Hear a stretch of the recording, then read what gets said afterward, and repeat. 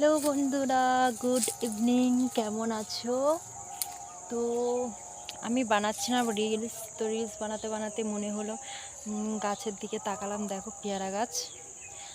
তাকিয়ে দেখলাম একটা অনেক বড় পেয়ারা আছে। অনেক বড় না, বেশি বড় না, কিন্তু বেঁচে গেছে। তো এটা একটু পাড়ার চেষ্টা করছি। গাছের জিনিস খেতে খুবই ভালো লাগে।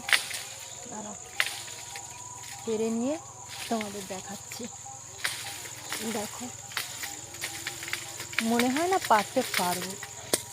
পেরেছি পেরেছি বন্ধুরা, দেখো।